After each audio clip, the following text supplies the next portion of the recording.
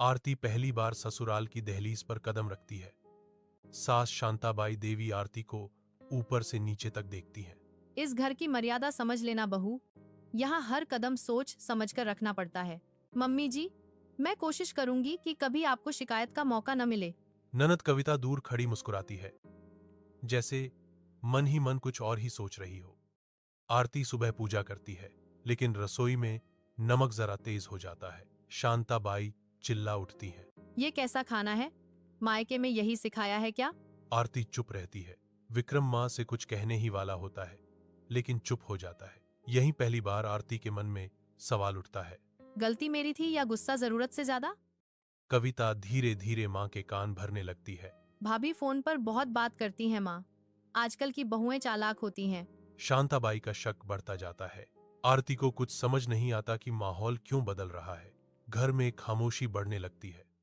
एक दिन मेहमानों के सामने शांताबाई आरती को डांट देती हैं।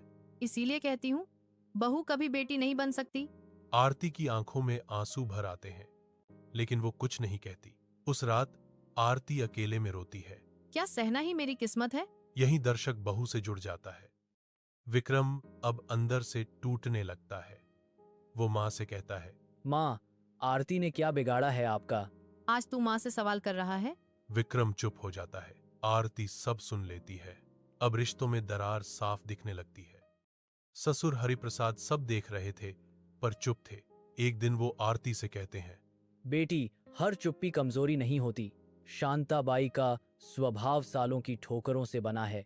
पहली बार कहानी में सास का दर्द दिखता है। रिश्तेदार चाची धर्मा देवी आती हैं। वो सबके सामने कह देती हैं, शांताबाई, तू भी तो कभी ऐसी ही बहू थी।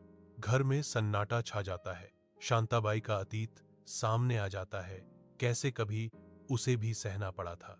अब सवाल बदल जाता है, गलत कौन है, हालात या इंसान? एक दिन आरती घर छोड़ने का फैसला करती है।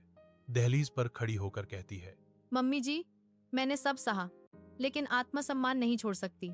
शांताबाई के हाथ कांपने लगते हैं। उन्हें पहली बार डर लगता है। दहलीज सिर्फ घर की नहीं, रिश्तों की भी थी। शांताबाई रात भर सो नहीं पाती। उन्हें अपना अतीत और आरती की चुप्पी याद आती है। सुबह वो सबके सामने कहती हैं, गलत मैं थी। जिस दर्द से मैं गुजरी, वही मैंने अपनी बहू को दे दिया। कविता चुप हो जाती है। सच आखिरकार बोलता है। शांताबाई आरती का हाथ पकड़कर कहती हैं, आज से तू मेरी बहू नहीं, मेरी बेटी है। आरती रोते हुए उनके गले लग जाती है। विक्रम की आंखों में सुकून है। सच हमेशा दहलीज पर खड़ा रहता है।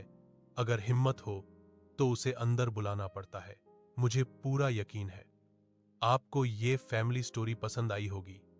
तो दोस्तों, ऐसी ही और स्टोरियां देखने के लिए मेरे चैनल को सब्सक्राइब करना मत भूलिए। आपका एक बटन ही हमारा सपोर्ट और हौसला है।